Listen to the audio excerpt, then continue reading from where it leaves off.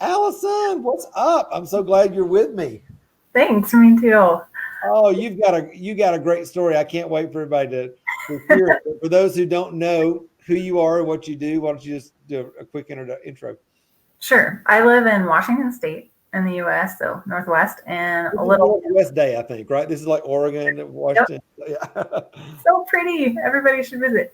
that's right. I live in the middle of the state and I'm a watercolor artist. I'm married, have 4 kids, and studied art growing up. But I think the last 10 years, probably God just got a hold of my heart and showed me the difference in creating for Him than creating with Him. And it's just been a fun adventure of freedom in creating with Him. And then the whole art business just kind of took off from a prophetic word about provision. So I could have 100 stories about what I you're know talking it. I know. about, totally in line with what you're saying. I was like, yes, it's totally what God's doing. Because all the stories I feel like I have are just His, like you said, His favor and His blessing when you step out, Yeah. and just everything about the program and just um, the journey of art and business for me personally and art ministry.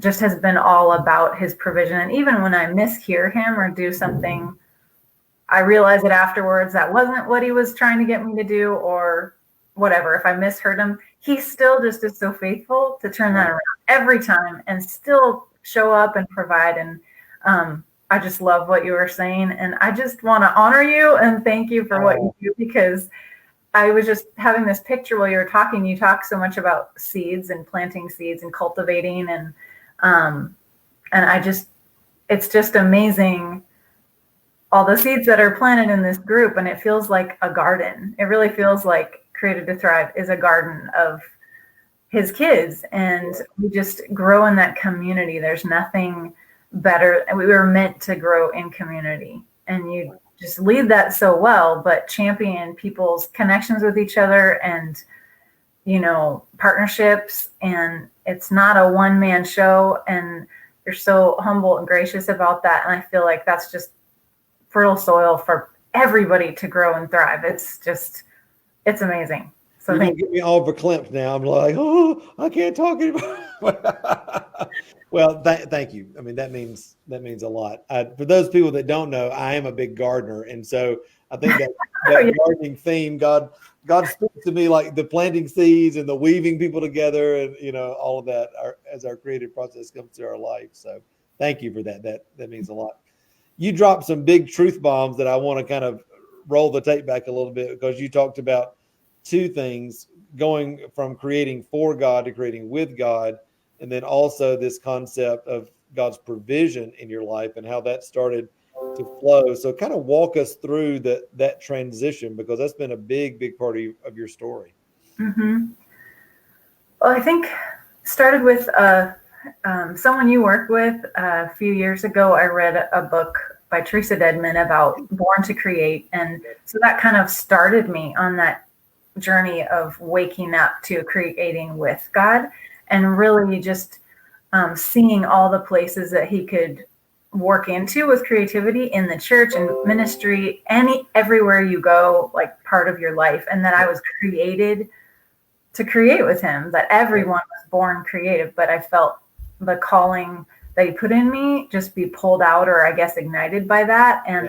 And such His timing. At that point, I wasn't thinking art business or selling it at all. And I remember seeing a few things that you posted. It must have been even before the group, but I saw it. I was hardly on Facebook, but saw it pop up once in a while and saw you. And I didn't really pay attention. It wasn't where I was at. Yeah. And I didn't even really know what it was, but I saw Christian artists, art, whatever, but in the back of my mind. And then once I had that call at a conference and a word spoken over me, something resonated in my heart, and my life was changed from that point on, because art and business was not in my focus. And I really felt like He was saying, go that way. And I couldn't figure out exactly why, but I trusted Him and kind of waited for that. And right when the art business kind of took off, people started buying my art, I saw you just that time. and heard you on a podcast. And that really, I felt like he said, you need to join and you need to do this. And it was perfect timing of the Lord, and has just been, I don't think I could have done it without the tribe online, where we get each other where we're at and hearing your teaching and just in line with kingdom mindset and making sure we're on track with business with a kingdom mindset. And that's probably been the most interesting thing this year. The personal story of, I thought I was there already joining like the king, but I didn't realize my mindset was off. And it's been a transition this year since the mastermind conference last year, which was awesome.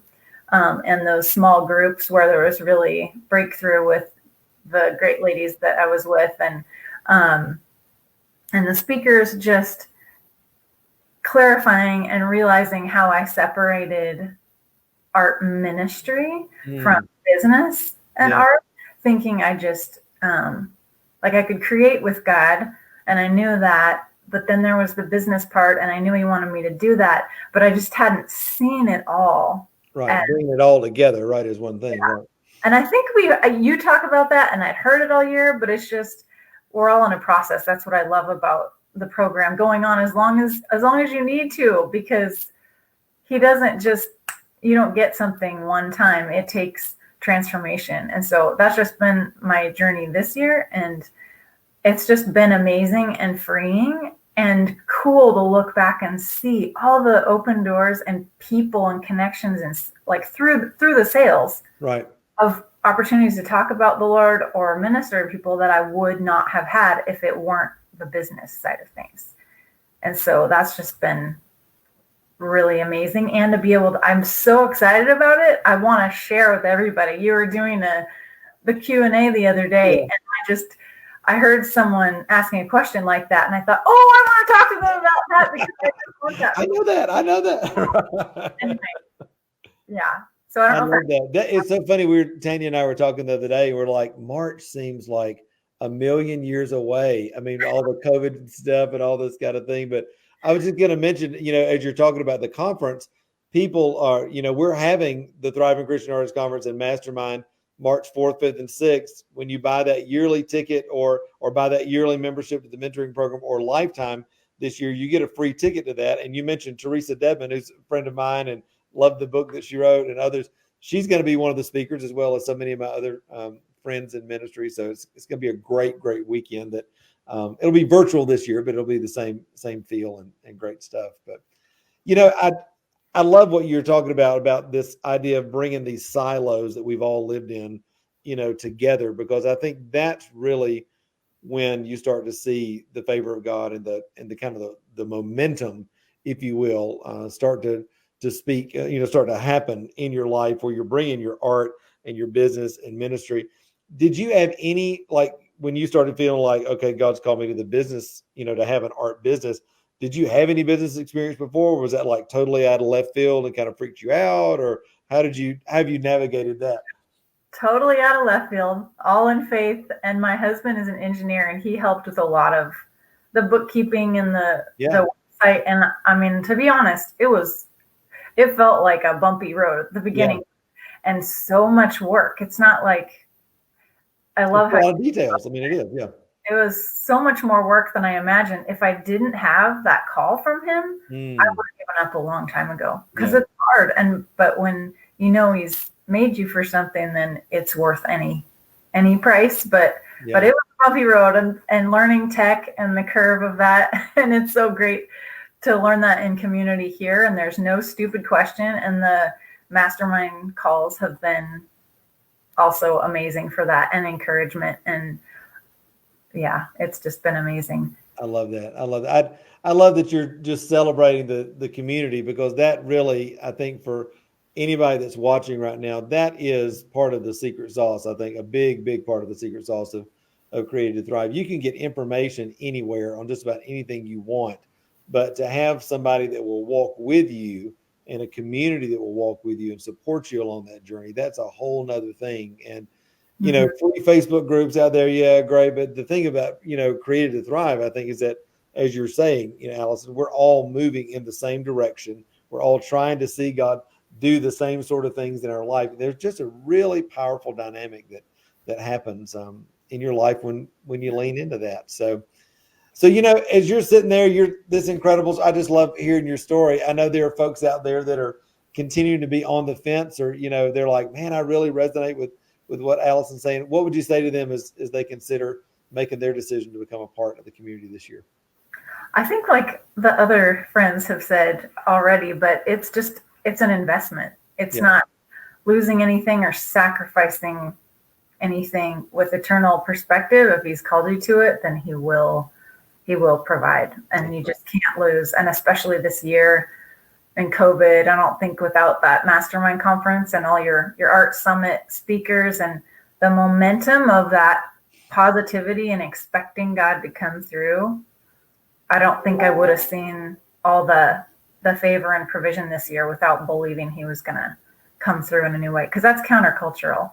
Yeah. So I feel like the tribe and what you'll get out of joining is just, it's hard to put a price tag on it. Yeah. You can't.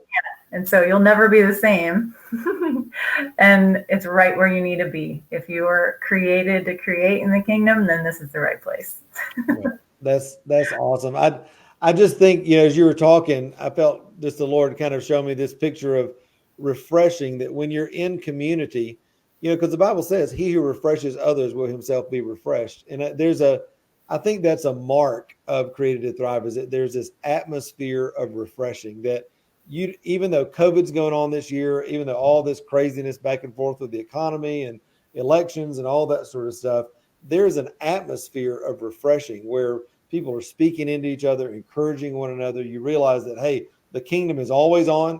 God's still on the throne. He's still for you. He still loves you. There's so many opportunities for you to step out. And again, I just love that that's a big, big part of your journey and what you talked about today. So, Allison, thank you for being on. It's always a joy to connect with you, and I can't wait to do it again live as soon as we can all get back together at a conference. So, thanks, my friend.